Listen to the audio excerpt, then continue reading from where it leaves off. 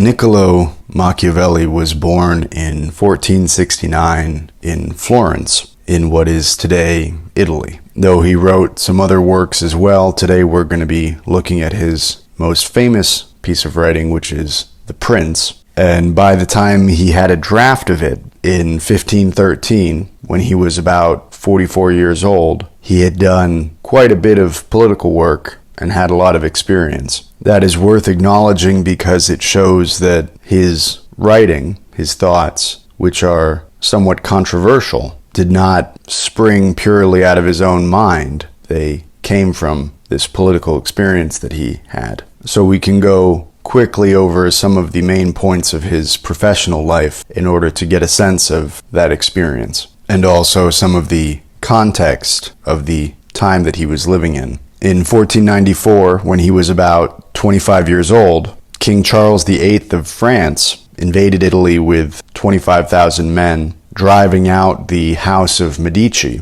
who had been ruling in Florence, and beginning a period of violence that would later be called the Italian Wars, though it's also called the Habsburg-Valois Wars. And this period would not end for 65 years, more than 3 decades after Machiavelli's death. This was a very unstable period for Italy, as the Valois of France and the Habsburgs of the Holy Roman Empire backed various Italian states against each other. And you will remember from our discussion of Erasmus that this was also the beginning of the Reformation. Martin Luther published the 95 Theses in 1517, which is a couple decades later, but that would overlap with the second half of this very long period of war. And so that would give this fighting a religious angle that would make it only all the more brutal, though it wasn't fundamentally religious. It was more political. Machiavelli wrote of these wars,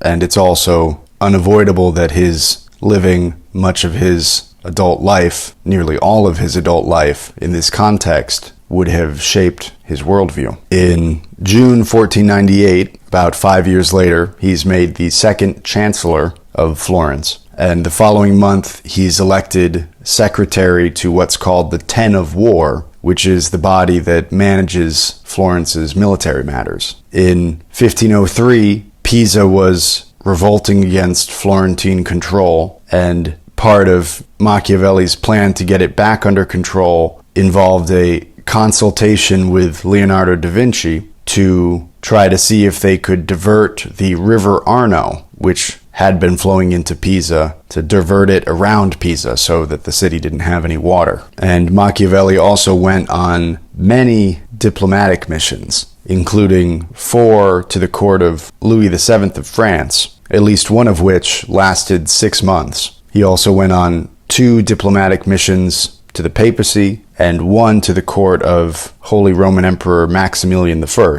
So he was a diplomat. You can see we were talking about the Valois and the Habsburgs. He was going to France on the one side and to the Holy Roman Empire on the other. So he was moving between these, what were roughly great powers of the time, representing Florence. In 1512, Spanish troops invaded Florentine territory and sacked the city of Prato, and Florence surrendered, and then the Spanish put the Medici back in power after, 18 years or so, 1494 to 1512. In 1513, the following year, Machiavelli was ousted from the chancery and tried for conspiracy against the Medici, and he was tortured with a device that dislocates the shoulders, and he was imprisoned for a year. So this was basically the end of his political career, and he spent the rest of his life writing. And it is in the same year, 1513, that a draft of The Prince appears, though it's not clear exactly when he started writing it. And he also wrote a number of other things, including the discourses on Livy and the Florentine histories, as well as throughout his life having written some comedies, carnival songs, and poetry. Niccolo Machiavelli died in 1527 in Florence, the city of his birth, at the age of 58. It's impossible to talk about Machiavelli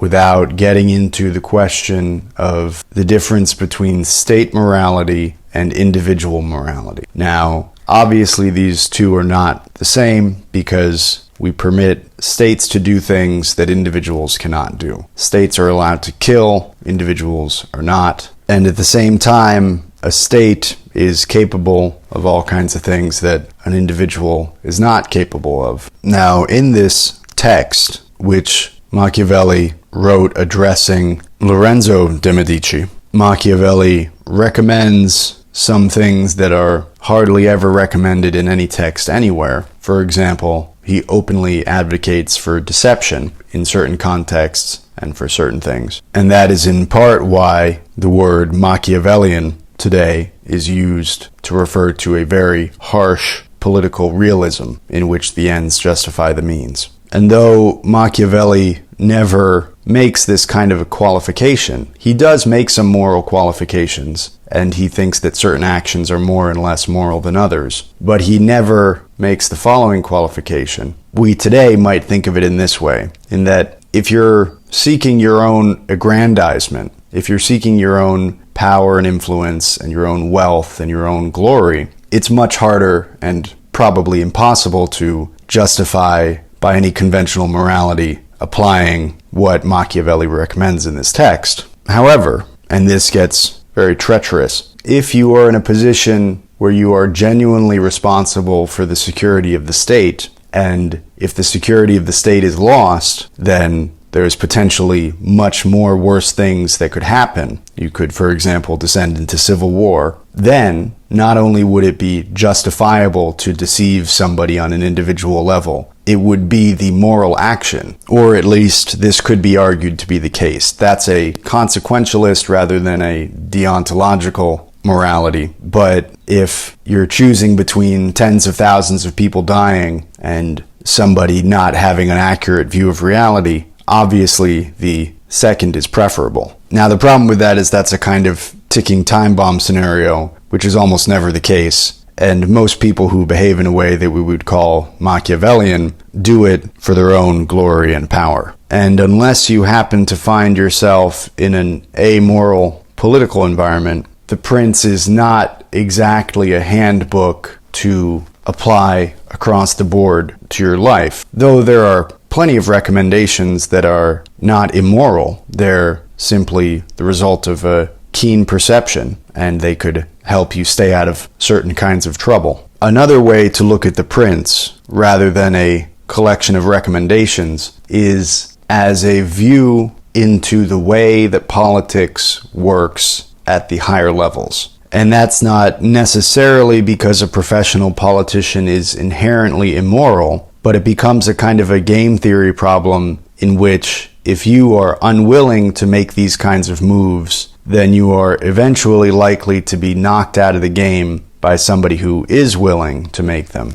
Which means that if you see a politician who's had a career of longer than a decade or two, and maybe much shorter than that, it might be if you see a politician who has any public name recognition at all, it's perhaps certain that they have applied methods like this. Though that's hard to know. We need a kind of omniscience that we don't have. And a few years ago, I reread The Social Contract for the first time since my undergrad, and I made note of a passage that mentions Machiavelli. And I hadn't read The Prince at the time, but the passage was still interesting, and I think it's worth looking at here for another way to consider the passages that we're going to be looking at today. So this is Jean-Jacques Rousseau writing in The Social Contract. Quote, "Kings desire to be absolute, and men are always crying out to them from afar that the best means of being so is to get themselves loved by their people. This precept is all very well, and even in some respects very true. Unfortunately, it will always be derided at court. The power which comes of a people's love is no doubt the greatest, but it is precarious and conditional, and princes will never rest content with it. The best kings desire to be in a position to be wicked, if they please, without forfeiting their mastery. Political sermonizers may tell them to their heart's content that the people's strength being their own, their first interest is that the people should be prosperous, numerous, and formidable. They are well aware that this is untrue. Their first personal interest is that the people should be weak, wretched, and unable to resist them.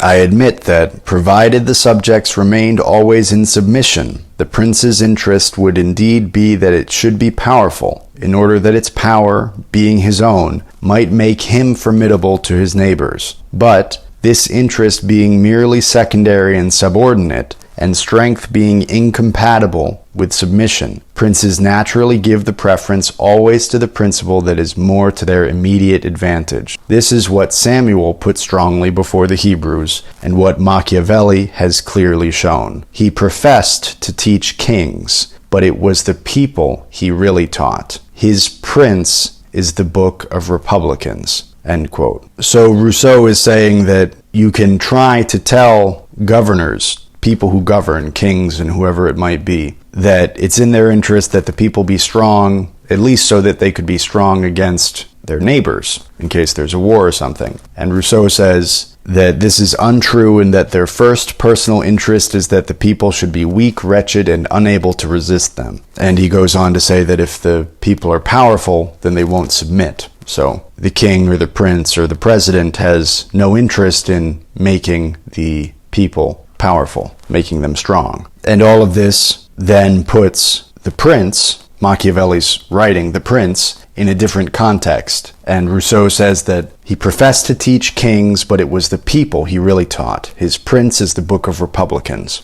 And who knows if Machiavelli was a secret republican at the time. Seems unlikely. Seems like he was rather giving honest, earnest advice to this member of the House of Medici. But whatever he meant to do, Rousseau is saying that he was in fact teaching republicans. He was teaching people who wanted to be able to have some control of their government about how government works. And also, maybe that however you view your government, this is the way that your government views you. That might be a valuable lesson to take from the prince. That while you might view the government or a particular political party as a moral center or some kind of righteous cause, these institutions view you as a quantity to be controlled. So now we can get into some passages from Machiavelli, and these first few that we're going to be looking at are relatively short, and some of them are some of the most famous lines that are often pulled from Machiavelli, and the quotes float around and are used a lot, often by people who have never actually read Machiavelli. Here's one about the problem of revolution. Quote, "Men change their rulers willingly, hoping to better themselves, and this hope induces them to take up arms against him who rules, wherein they are deceived, because they afterwards find by experience they have gone from bad to worse." End quote. And here's another one. Quote, "He who believes that new benefits will cause great personages to forget old injuries is deceived." End quote. So if you've injured somebody in the past, particularly a great personage, you won't make them forget that injury by giving them new benefits. They will still remember and probably seek some kind of vengeance for it. Here's another quote. "Men ought either to be well treated or crushed, because they can avenge themselves of lighter injuries. Of more serious ones, they cannot. Therefore, the injury that is to be done to a man ought to be of such a kind that one does not stand in fear of revenge." End quote. And this is another good one in general that's not quoted very often. Quote, "That deliverance is of no avail which does not depend on yourself. Those only are reliable, certain, and durable that depend on yourself and your valor." End quote. So don't count on somebody to come and save you or make it happen for you, because that's not reliable, certain, or durable. You have to do it for yourself. And by the way, that's just as true in business. If you're selling some product and you get picked up by some giant distribution network, that might be really fun and you might sell a bunch of stuff, but that's not reliable because you could just as easily be dropped by that distribution network and then you'd be back where you started. Clearly, the reason why this short little, almost 500-year-old book is still relevant is because there are many, many lessons to be drawn from it for very different contexts in life. There's lots of metaphors and situations in which you could apply these principles. And by the way, I think I forgot to mention that The Prince wasn't published until 1532, which is actually 5 years or so after Machiavelli's death. So 2032 will be the 500-year anniversary of the publication of this book. And talking about a certain political situation, this one is a bit longer, Quote, "It happens in this, as the physicians say it happens in hectic fever, that in the beginning of the malady it is easy to cure, but difficult to detect. But in the course of time, not having been either detected or treated in the beginning, it becomes easy to detect, but difficult to cure. Thus it happens in affairs of state, for when the evils that arise have been foreseen, which it is only given to a wise man to see, they can be quickly redressed. But when, through not having been foreseen, they have been permitted to grow in a way that everyone can see them, there is no longer a remedy." End quote. So by the time the problem is obvious, it's already too late to fix it. And that success comes to a great extent from seeing a problem when it is small, before it gets bigger. I've always been interested in this phenomenon where whenever there's some large-scale disaster, it often turns out that when investigators look retroactively at what happened leading up to this big thing, there were a lot of warning signs. Somebody filed this report, somebody said this, and these were ignored. Now that's more overt. If somebody warns you about a problem in which they have credentials and you ignore it, then that's on you. But it's also often the case that in order for this event to have happened, A, B, and C need to happen simultaneously. And A, B, and C are all events that if they happen by themselves, it's sort of a problem, but it's not too big a deal, or it might not even really be noticeable by itself. And so leading up to the problem, A event happens with certain frequency and they try to correct it, or people aren't paying quite enough attention. Somebody files a report, but it's not really listened to. And so that goes on maybe every couple months or so. A event happens. And then B event maybe is less common and it's a bigger problem and they're trying to correct it, but not aggressively enough. And then maybe C is something that's never happened before. And then it lines up that A, B, and C all happen on the same day. And it's not just three separate events. It's, for some reason, the confluence of these events makes something that becomes a global headline.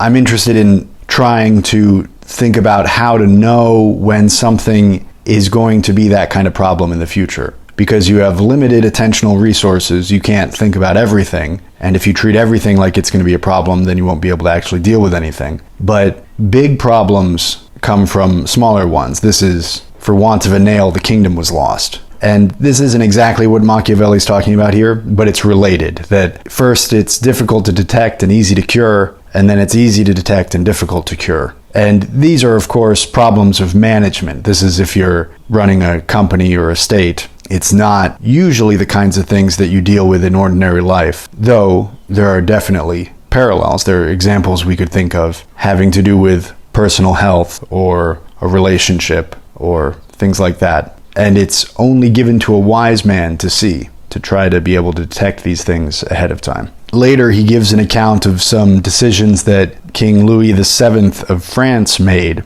And after explaining everything, he says, quote, "Therefore, Louis made these 5 errors. He destroyed the minor powers. He increased the strength of one of the greater powers in Italy. He brought in a foreign power. He did not settle in the country. He did not send colonies." End quote. And so let's look at each of these. The things he counts as errors are destroying a minor power, increasing the strength of a greater power, bringing in a foreign power, failing to settle in the country, and not sending colonies. Now the last 2 are simpler and a little less interesting, I think. The first 3 are more interesting. If you've ever played Risk, this board game where there's a world map and you're trying to conquer countries and everybody has their armies and you're rolling dice and stuff. There's a dynamic that happens in Risk. As the game progresses, one player starts to become a little more powerful. And then if the other players know what they're doing, they obviously will turn on the stronger player rather than on each other. And this is pretty obvious even if you're 10 years old playing Risk. You can figure out this dynamic that you're looking at the map, there's this big powerful player over here who's got all this territory, and then there's this secondary player who's kind of in a similar position as you, is that you're about to get eaten by this big player. Attacking the weaker player is not smart. In that case, both of you need to turn on the bigger player. But then the problem is, what inevitably happens is that one of the weaker players then becomes the top dog, and at some point the formerly powerful player and the other weaker player turn on the new powerful player. And this is why a game of Risk can last for hours and months if you keep track of who has what. But the advantage of colored armies on a board is you can see it all very clearly. The blue is very big, the red is smaller. Uh-oh, we better go after the blue. But what Machiavelli is talking about here is actually very similar. He says the two errors he starts with are he destroyed the minor powers, he increased the strength of one of the greater powers in Italy. So what Machiavelli would recommend in general, I think, is you want to maintain a balance of powers, not for maintaining peace. That's what the phrase balance of powers has been used to mean in the past 400 years or so of diplomacy, but to avoid a situation where there's one power who can come at you. And if you try to keep powers relatively even, then they have to fight each other and they can't come after you quite as easily, and you potentially have more influence. But it's interesting that he also lists bringing in a foreign power as an error, that this is something that you shouldn't do. This isn't that surprising, but you can imagine how it would be tempting if you pretend that you are a 15th century or 16th century prince in Italy of some Italian principality or something, and you're facing off with the next city over, essentially. You have control of one city and the next city over is making war on you in some way. It could be very tempting to say, oh, I'll take some help from France and we can settle this in a day. But then the problem is obviously you're now beholden to France because they did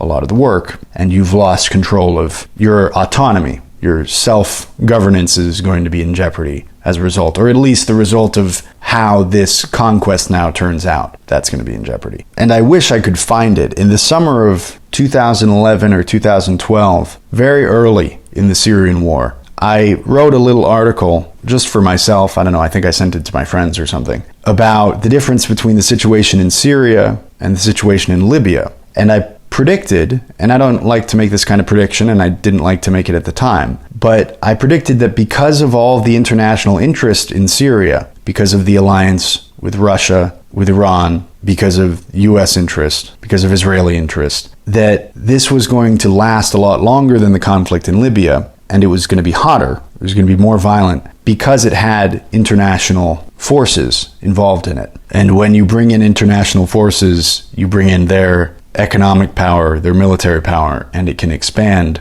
a conflict a lot. And I used to think, oh, that's too bad for certain countries who are trying to get their footing now in this more enclosed global political environment where countries more easily meddle in each other's affairs, whereas 400 or 500 years ago, it was harder to do that. And so a country trying to get set up, trying to establish itself, had less international meddling. But then I read about the 30 Years' War, and the 30 Years' War is essentially a German civil war, kind of, except there was no Germany at the time. But it's in the area of what is today Germany largely. But it involved powers from across Europe. It involved Sweden, it involved Spain, it involved France. It was very complicated by outside forces trying to get their piece in one way or another. So this isn't really a new dynamic. Anyway, that on the danger of bringing foreign powers into a conflict. The next passage is, quote, "When cities or countries are accustomed to live under a prince, and his family is exterminated, they, being on the one hand accustomed to obey, and on the other hand not having the old prince, cannot agree in making one from amongst themselves, and they do not know how to govern themselves. For this reason, they are very slow to take up arms, and a prince can gain them to himself and secure them much more easily. But in republics there is more vitality, greater hatred, and more desire for vengeance, which will never permit them to allow the memory of their former liberty to rest, so that the safest way is to destroy them or to reside there." End quote. So he's saying in conquering a place that's accustomed to being ruled by one guy, essentially, it's easier to take over because those people don't know how to govern themselves. They're slower to take up arms. So you can just put something in place of the old guy. You exterminate the old ruling family. He just says that very blasé. When cities or countries are accustomed to live under a prince and his family is exterminated, and then he goes on. So that's relatively simple. But when you're dealing with a republic, you have more vitality, greater hatred, and more desire for vengeance, which will never permit them to allow the memory of their former liberty to rest. So you have a tougher fight, and the safest way is either to destroy them or reside there. The next one is, quote, "Men walking almost always in paths beaten by others, and following by imitation their deeds, are yet unable to keep entirely to the ways of others or attain to the power of those they imitate. A wise man ought always to follow the paths beaten by great men, and to imitate those who have been supreme, so that if his ability does not equal theirs, at least it will savor of it. Let him act like the clever archers who, designing to hit the mark which yet appears too far distant, and knowing the limits to which the strength of their bow attains, take aim much higher than the mark, not to reach by their strength or arrow to so great a height, but to be able with the aid of so high an aim to hit the mark they wish to reach." End quote. So that's touching on a metaphor that's relatively cliche now, not the archer metaphor, but the notion that if you aim high, you'll end up where you want to. But I also like that because when you read history, it's fun to admire these great figures of the past and say, oh, how can I imitate that? How can I emulate what he did? But it sometimes feels like this is a modern phenomenon, like we're reaching into the past for guidance because maybe we feel like we've lost our way in modernity. But here Machiavelli's talking about doing exactly that 500 years ago, about seeking role models in history and trying to emulate what you like about them. Here's another one, quote, "There is nothing more difficult to take in hand, more perilous to conduct, or more uncertain in its success than to take the lead in the introduction of a new order of things, because the innovator has for enemies all those who have done well under the old conditions, and lukewarm defenders in those who may do well under the new. This coolness arises partly from fear of the opponents, who have the laws on their side, and partly from the incredulity of men, who do not readily believe in new things until they have had a long experience of them. Thus it happens that whenever those who are hostile have the opportunity to attack, they do it like partisans, while the others defend lukewarmly, in such wise that the prince is endangered along with them." End quote. So this is a dynamic that's true not only of revolutionary politics, but of trying to make even changes in an organization or in a town or in a culture, which is that you have against you everybody who benefits from the existing system, and the people who are with you only feel like they might benefit under the new system. And so when there's a conflict, the people who are fighting for the system not to change have a much greater interest, and they fight very hard. Whereas the people who are fighting for the system to change are a little bit careful. They're not sure if it's even going to work, and if it works, will it even be good for them? So they fight very mildly. And this may be an underlying dynamic that is part of why things change so slowly and rarely. Most of the time, things continue to go as they have done. And when they change, it's a big deal. That's the exception. And this text is full of nice historical examples, but they're often a little complicated, and he explains them very offhand because I guess he expects his readers to know who he's talking about. And it doesn't take a lot of work to go and figure out who he's talking about and what was going on at the time. But I chose to leave most of those out of this podcast because they take a little more explanation, and I'm not really going into the history of Florence. I'm talking about what lessons we can draw from the prince. But there are a few that are applicable and interesting to look at by themselves. And a lot of the book talks specifically about Cesare Borgia. And the House of Borgia is, of course, an important Italian noble family that hopefully we'll have a reason to go into in more depth in the future. They're quite interesting. And Cesare Borgia was a cardinal from that family, and his fight for power is a big topic in The Prince. There's a lot of examples from his career. And this next passage is talking about some decisions he made. And Machiavelli says that the people called him Duke Valentino, and so here he's referred to as the Duke. So when he says the Duke, he's talking about Cesare Borgia. Quote, "When the Duke occupied the Romagna, he found it under the rule of weak masters, who rather plundered their subjects than ruled them, and gave them more cause for disunion than for union, so that the country was full of robbery, quarrels, and every kind of violence. And so, wishing to bring back peace and obedience to authority, he considered it necessary to give it a good governor. Thereupon he promoted Messer Ramiro de Orco, a swift and cruel man, to whom he gave the fullest power. This man, in a short time, restored peace and unity with the greatest success. Afterwards, The Duke considered that it was not advisable to confer such excessive authority, for he had no doubt but that he would become odious. So he set up a court of judgment in the country under a most excellent president, wherein all cities had their advocates. And because he knew that the past severity had caused some hatred against himself, so,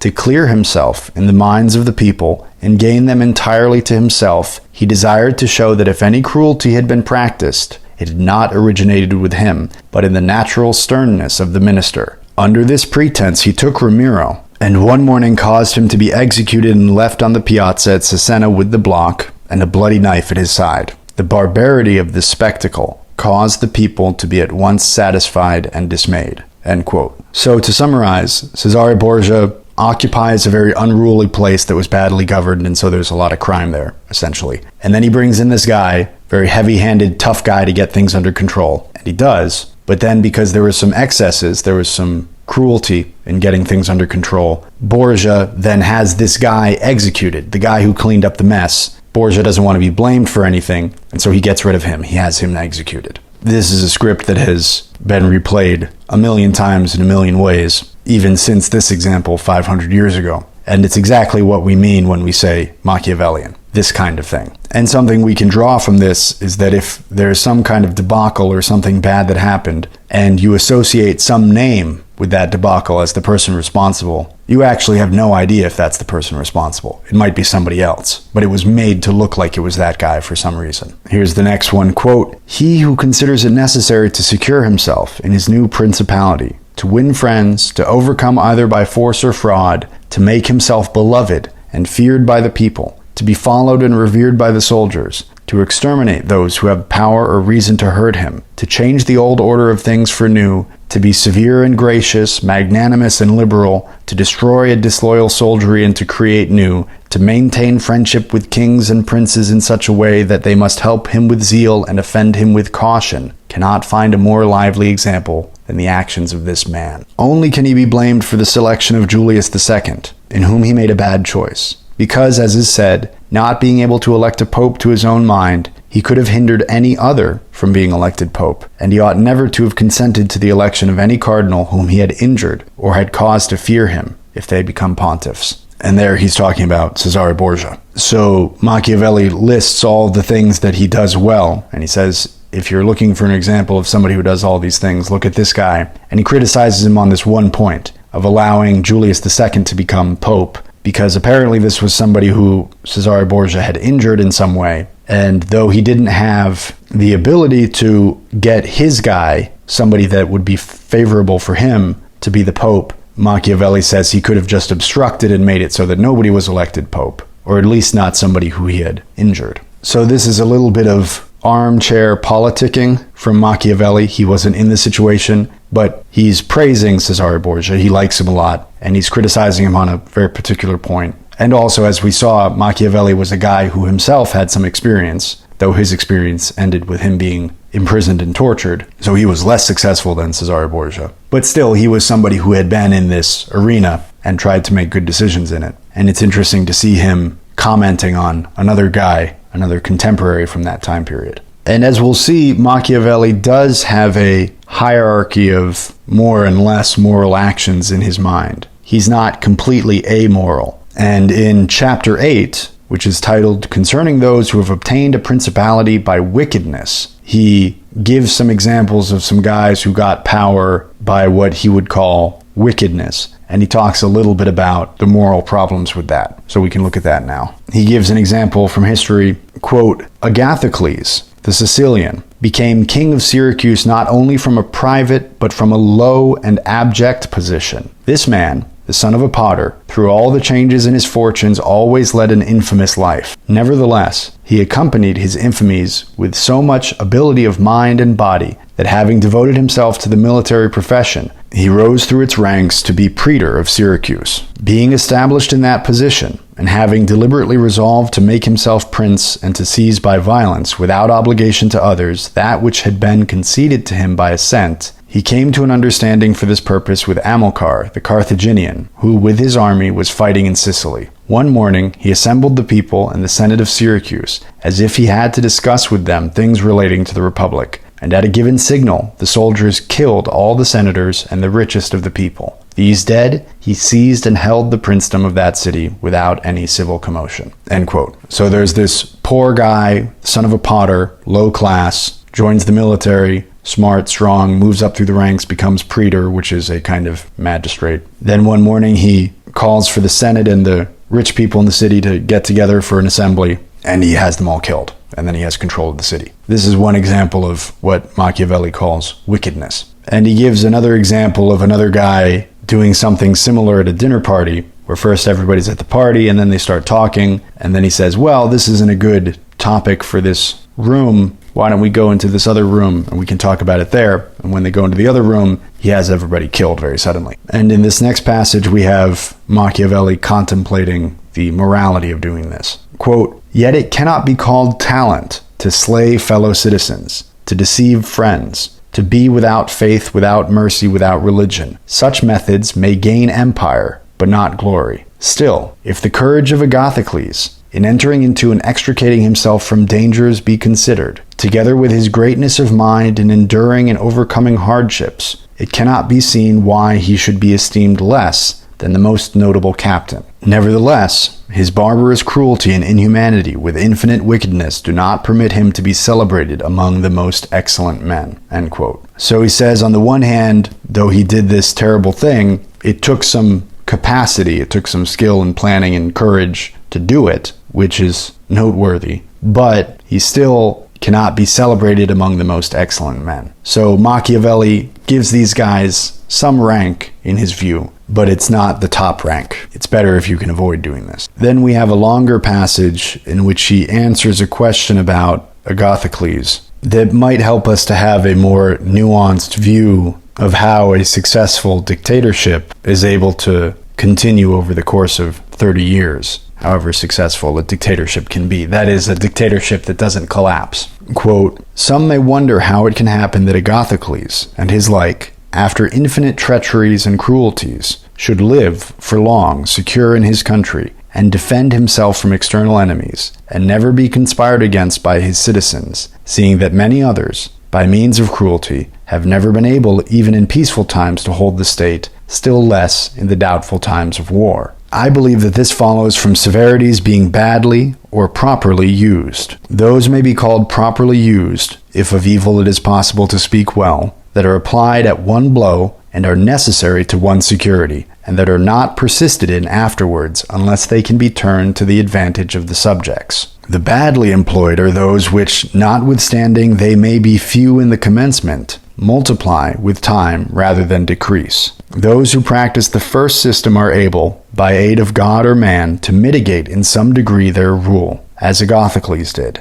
It is impossible for those who follow the other to maintain themselves. Hence it is to be remarked that in seizing a state, the usurper ought to examine closely into all those injuries which it is necessary for him to inflict, and to do them all at one stroke, so as not to have to repeat them daily, and thus by not unsettling men he will be able to reassure them, and win them to himself by benefits. He who does otherwise, either from timidity or evil advice, is always compelled to keep the knife in his hand. Neither can he rely on his subjects, nor can they attach themselves to him, owing to their continued and repeated wrongs. For injuries ought to be done all at one time, so that, being tasted less, they offend less. Benefits ought to be given little by little, so that the flavor of them may last longer. And above all things, a prince ought to live amongst his people in such a way that no unexpected circumstances, whether of good or evil, shall make him change. Because if the necessity for this comes in troubled times, you are too late for harsh measures, and mild ones will not help you, for they will be considered as forced from you, and no one will be under any obligation to you for them." End quote. So he's saying that the way that somebody like Agathocles is able to stay in power for a long time is by limiting the cruelties that they have to do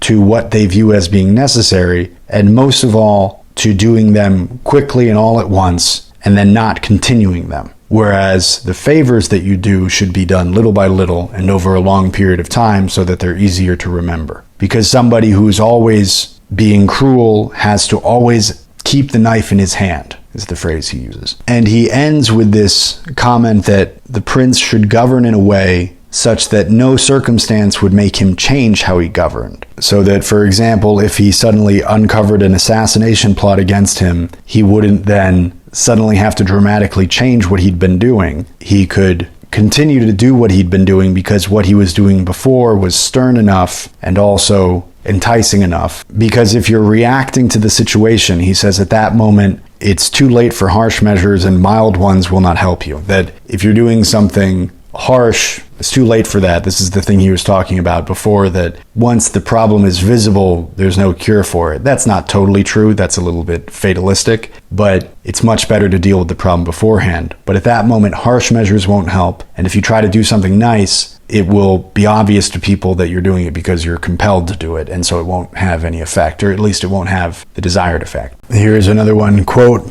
"There will always be in doubtful times a scarcity of men whom he can trust. For such a prince cannot rely upon what he observes in quiet times, when citizens have need of the state, because then everyone agrees with him. They all promise, and when death is far distant, they all wish to die for him. But in troubled times, when the state has need of its citizens, then he finds but few. And so much the more is this experiment dangerous, inasmuch as it can only be tried once. Therefore, a wise prince ought to adopt such a course that his citizens will always in every sort and kind of circumstance have need of the state and of him, and then he will always find them faithful." End quote. There's a cliche about fair weather friends, about people who want to be helpful to you when things are going good. They want to be around you when you're on the rise, and when things go badly, they abandon you. And this is something that everybody's aware of. Not that everybody does that, but a lot of the people you consider friends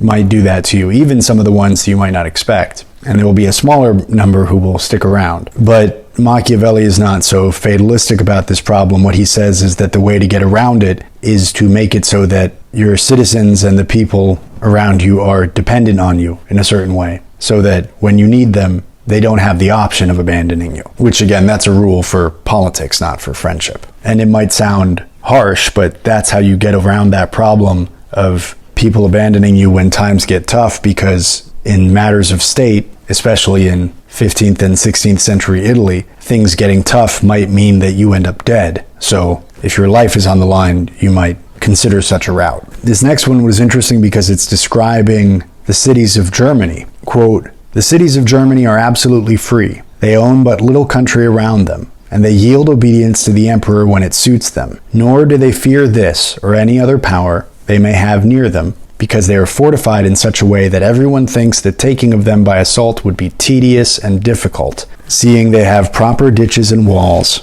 they have sufficient artillery, and they always keep in public depots enough for 1 year's eating, drinking, and firing. And beyond this, to keep the people quiet and without loss to the state, they always have the means of giving work to the community in those labors that are the life and strength of the city, and on the pursuit of which the people are supported. They also hold military exercises in repute, and moreover have many ordinances to uphold them." End quote. I'm interested in this seeming contradiction of how, of the great nations of Europe, nations referring to groups of people who have a shared language and history and a culture, not necessarily what we would call a country or a government, but a nation, a group of people. You have the Russian, French, and English nations all have a state that's relatively old, whereas the Germans and Italians, their state, their overarching modern state, is relatively young. They're both dated to the late 19th century. And there's nothing in particular that would hold these two nations back. Obviously, the Italians are, to a great extent, the origin of the Renaissance, never mind the Roman Empire, and the Germans have a long list of scientists and mathematicians and musicians. If you ask me, all the greatest musicians in history are German. Bach, Mozart, Beethoven, Brahms, though of course there are many others who are not German. But it's interesting that arguably the top four are all German. But then you have mathematicians and scientists, you have Gauss and Leibniz and Kepler that are from Germany, really major people. And never mind all the Italians we could list. And yet their state came much later. And one possible explanation of this is that we know about the Italian city-states For example, we've talked about Florence today, but when we looked at Dante, we were also talking about Florence and other Italian city-states. I wasn't aware that there were German cities that were defended in this way that Machiavelli talks about, that they have all these fortifications and they have ditches and walls and sufficient artillery, and they always keep in public depots enough for 1 year's eating, drinking, and firing. And so that everyone thinks that the taking of them by assault would be tedious and difficult, that it's not worth it to try. And how German is that for them to be always so prepared and to have all their cities so well defended? And so in the cases of Italy and Germany, it's possible that the vitality of the city-states actually held back the overstate, the state that was going to govern the whole country, because the city-states were more powerful than they were in England and France, for example. So if we view the nation-state, that people speaking one language should generally have one state rather than a bunch of little sub-states, if we view that as an advancement, as a step forward, which is probably reasonable, but we could discuss it, then Italy and Germany, and this is speculation, but it's a little theory that we could work with, being advanced in one stage in the development of government, being advanced in the city-state stage of government, actually held back the unification of their nation-state by a couple hundred years. Anyway, I had never heard a description of medieval German states being uniquely well-maintained, as Machiavelli talks about here. And that's consistent with what people think of Germans in general and what people's experience with them in general is, so it makes sense. He says a lot about mercenaries and auxiliaries, but the general message is that you should not use them, and instead you should have your own guns, have your own arms as a state. And he gives an example that I hadn't heard of John VI Cantacuzenos. He says, quote, "The Emperor of Constantinople, to oppose his neighbors, sent 10,000 Turks into Greece, who, on the war being finished, were not willing to quit. This was the beginning of the servitude of Greece to the infidels." End quote. And that emperor, Cantacuzenos, lived in the 14th century, whereas the Ottoman conquest of Greece is generally thought to be in the late 15th century. But apparently there were a lot of Turkish mercenaries there who were sent in by a Greek emperor, by a Byzantine emperor. He used Turks to fight against other Greeks, and then the Turks just stayed there. So this is one of the many examples he gives of why auxiliaries and mercenaries are not good. He also says, quote, "If the first disaster to the Roman Empire should be examined, it will be found to have commenced only with the enlisting of the Goths, because from that time the vigor of the Roman Empire began to decline, and all that valor which had raised it passed away to others. I conclude, therefore, that no principality is secure without having its own forces. On the contrary, it is entirely dependent on good fortune, not having the valor which in adversity would defend it. And it has always been the opinion and judgment of wise men that nothing can be so uncertain or unstable as fame or power not founded on its own strength. And one's own forces are those which are composed either of subjects, citizens, or dependents. All others are mercenaries or auxiliaries." End quote. So that's a summary of his position on mercenaries and auxiliaries. And he says that the decline of the Roman Empire began with the enlisting of the Goths. That's another example that he gives. We now have a long passage about the importance of the study of war. Quote, "A prince ought to have no other aim or thought, nor select anything else for his study, than war and its rules and discipline. For this is the sole art that belongs to him who rules, and it is of such force that it not only upholds those who are born princes, but it often enables men to rise from a private station to that rank. And on the contrary, it is seen that when princes have thought more of ease than of arms, they have lost their states. And the first cause of your losing it is to neglect this art. And what enables you to acquire a state is to be master of the art." And skipping ahead a little bit, Philopoemen, prince of the Achaeans, among other praises which writers have bestowed on him, is commended because in time of peace he never had anything in his mind but the rules of war. And when he was in the country with friends, he often stopped and reasoned with them. If the enemy would be upon that hill, and we should find ourselves here with our army, with whom would be the advantage? How should one best advance to meet him, keeping the ranks? If we should wish to retreat, how ought we to pursue? And he would set forth to them as he went all the chances that could befall an army. He would listen to their opinion and state his. confirming it with reasons, so that by these continual discussions there could never arise in time of war any unexpected circumstances that he could not deal with. But to exercise the intellect, the prince should read histories, and study there the actions of illustrious men, to see how they have borne themselves in war, to examine the causes of their victories and defeat, so as to avoid the latter and imitate the former. And above all, do as an illustrious man did, who took as an exemplar one who had been praised and famous before him, and whose achievements and deeds he always kept in his mind. As it is said, Alexander the Great imitated Achilles, Caesar, Alexander, Scipio, Cyrus. And whoever reads the life of Cyrus, written by Xenophon, will recognize afterwards in the life of Scipio how that imitation was his glory, and how in chastity, affability, humanity, and liberality Scipio conformed to those things which have been written of Cyrus by Xenophon. A wise prince ought to observe some such rules, and never in peaceful times stand idle, but increase his resources with industry in such a way that they may be available to him in adversity, so that if fortune chances it may find him prepared to resist her blows." End quote. So there's a lot going on there. One is this discussion of how to be ready for any military situation by being in different circumstances and imagining them, and imagining what you would do and trying to plan for it. And then there is the importance of reading histories, and also this idea of having a model, a role model from history that you like and you try to imitate. And also this idea of building up your resources, building up your capability when you don't need it, so that when you need it, it's there. Being ready, being prepared, thinking ahead, not waiting until something bad happens and then it's much too late to do anything about it. And you're not capable of doing anything about it because you hadn't prepared. And particularly that passage about imagining different military situations touches on a certain kind of knowledge. And it's a kind of knowledge I think is similar to playing chess or to learning a language and military situations, but we could think of other examples. It's this kind of knowledge. People imagine that somebody who is good at a language or is good at playing chess is good in some abstract way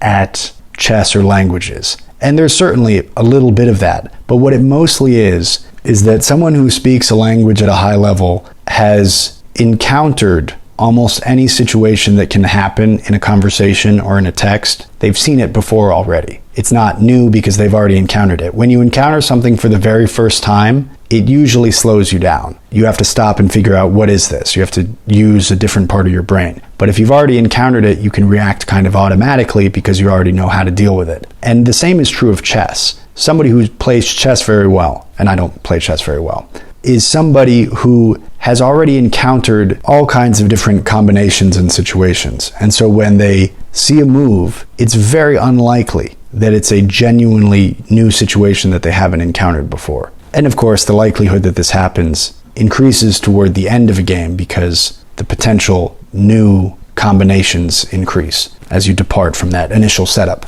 But anyway, making contingency plans, which is what Machiavelli is talking about Philopoemen doing. The reason why the military spends so much time doing this is because they don't want to be surprised. If this happens, we're going to do that. If that happens, we're going to do this. And also politically or in business, if you're managing something, it's good to be proactively thinking forward, trying to imagine, what am I going to do if this happens? What am I going to do if that happens? So that when it happens, the likelihood that you get that new situation, deer in the headlights, your brain has to slow down and figure this out, is a lot less. If you're in business, you should take the time to try to figure it out, but it's still worthwhile to have thought about the situation beforehand, and you don't usually have to make a snap decision about it. In military affairs or in politics or in just your personal security when you're walking on the street, it's more likely that you'll have to make a quick decision, though in politics it can also be slower. And in that case, having done this forethought and having this experience is going to be critical, because when you're speaking a language, you don't have time to slow down and think about it. Or if you do, that's somebody who's learning the language, and you have to look up the word or think about it for a second. Or if you're playing chess and you're playing slowly, that's a weaker chess player than somebody who has seen this 24 times before and they know exactly what to do. Here's another relatively famous passage from Machiavelli. Quote, "Upon this a question arises, whether it be better to be loved than feared, or feared than loved. It may be answered that one should wish to be both, but because it is difficult to unite them in one person, it is much safer to be feared than loved, when of the two either must be dispensed with. Because this is to be asserted in general of men, that they are ungrateful, fickle, false, cowardly, covetous, and as long as you succeed, they are yours entirely. They will offer you their blood, property, life, and children, as is said above, when the need is far distant, but when it approaches, they turn against you. And that prince who, relying entirely on their promises, has neglected other precautions, is ruined, because friendships that are obtained by payments, and not by greatness or nobility of mind, may indeed be earned, but they are not secured, and in time of need cannot be relied upon. And men have less scruple in offending one who is beloved than one who is feared. For love is preserved by the link of obligation which, owing to the baseness of men, is broken at every opportunity for their advantage. But fear preserves you by a dread of punishment which never fails." End quote. The first sentence or two of that passage is often quoted to show what a bad guy or a tough guy Machiavelli was, but the rest of the paragraph describes human nature, that the reason for this is because people are a certain way, and if you need their help, if you're dealing in affairs of state, a state is essentially a group of people, and if you're one person facing off against a state, against a group of people, you will lose. So you need a group of people, and if you need them to stick with you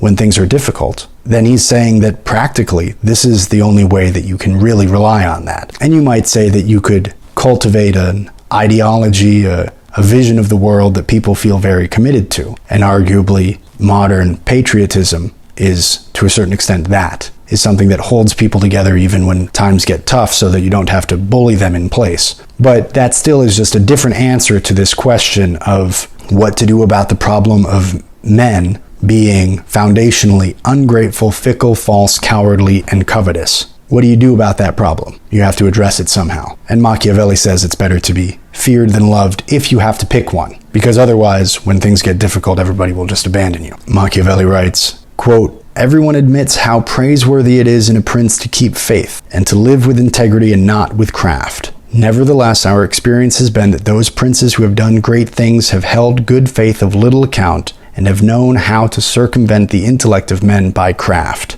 and in the end have overcome those who have relied on their word. You must know there are two ways of contesting, the one by law, the other by force. The first method is proper to men, the second to beasts. But because the first is frequently not sufficient, it is necessary to have recourse to the second. Therefore, it is necessary for a prince to understand how to avail himself of the beast and the man. This has been figuratively taught to princes by ancient writers, who describe how Achilles and many other princes of old were given to the centaur Chiron to nurse, who brought them up in his discipline, which means solely that, as they had for a teacher one who was half beast and half man, so it is necessary for a prince to know how to make use of both natures, and that one without the other is not durable. A prince, therefore, being compelled knowingly to adopt the beast, ought to choose the fox and the lion, because the lion cannot defend himself against snares, and the fox cannot defend himself against wolves. Therefore, it is necessary to be a fox to discover the snares, and a lion to terrify the wolves."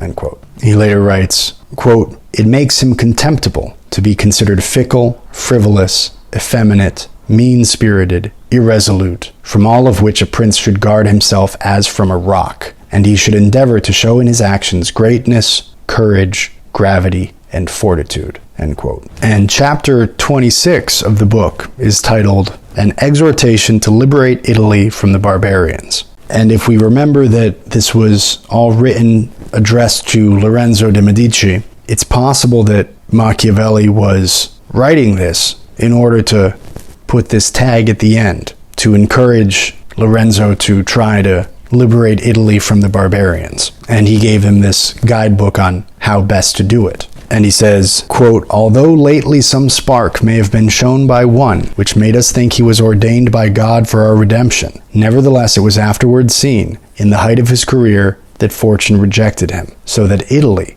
left as without life, waits for him who shall yet heal her wounds and put an end to the ravaging and plundering of Lombardy, to the swindling and taxing of the kingdom and of Tuscany, and cleanse those sores that for long have festered. It is seen how she entreats God to send someone who shall deliver her from these wrongs and barbarous insolencies. It is seen also that she is ready and willing to follow a banner if only someone will raise it." End quote. Those are the passages that I wanted to show you from Niccolo Machiavelli's The Prince. It's a short read, and there's a lot more in there, a lot more that we could discuss. So if any of that caught your attention, I encourage you to go and read it, if you have not already, of course. In its best form, we might think of the Machiavellian worldview as a bold answer to the trolley problem. The trolley problem is, of course, this thought experiment in which there's a train going on a track to hit 3 people, and you have the ability to pull a switch so that it only hits one, should you pull the switch or not. And the problem here is, by pulling the switch, you are now an active participant. You have caused the death of the one person, but you've also avoided the death of 3. And assuming all 4 of these people are equal in every way, maybe that's a gain, maybe it's not. That's part of the debate. And the reason why we're so interested in politics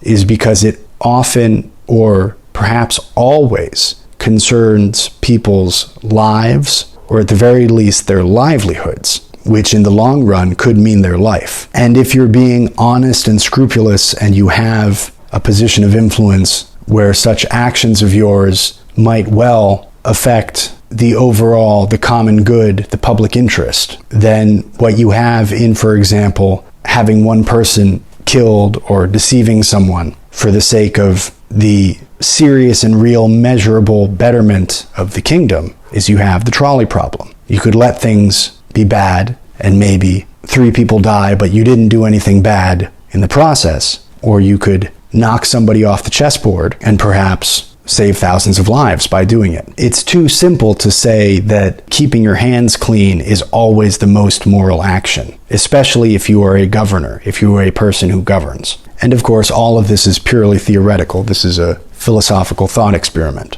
But Machiavelli was trying to address the world as he saw it to be. He wasn't trying to address the world as he wished it was. And though we use the word Machiavellian to refer to a kind of harshness or toughness, and it might often be the wrong path, and especially, as I said, if you're just trying to get yourself rich, there's pretty much no moral argument for that, or to get yourself powerful. And if nothing else, Machiavelli offers some very practical advice just on how to navigate with other people who are self-interested and might deceive you. And as we started out by looking at Rousseau talking about, this is a great way to understand how high-level government works, is to acknowledge, even just as a voter, as an ordinary citizen, that whether you like it or not, this stuff is going on. It's not necessarily going on all the time, but it happens sometimes. And if you understand how it works, you might be able to spot it sometimes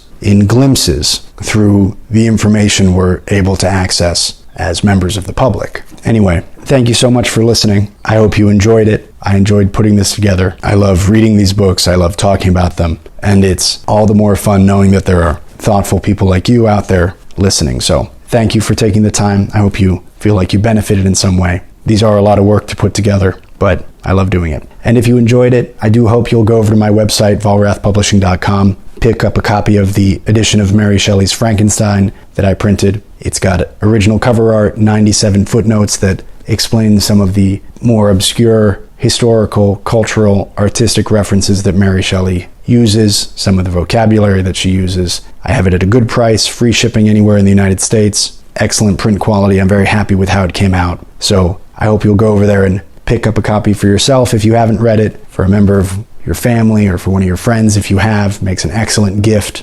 And Frankenstein is really a story that's only becoming more relevant as time goes on, given what it has to say about the dangers of science, of technology. It's really the original Black Mirror. It was Black Mirror 200 years before anyone had even thought of Black Mirror. So I hope you'll go check that out. Farewell until next time. Take care and happy reading.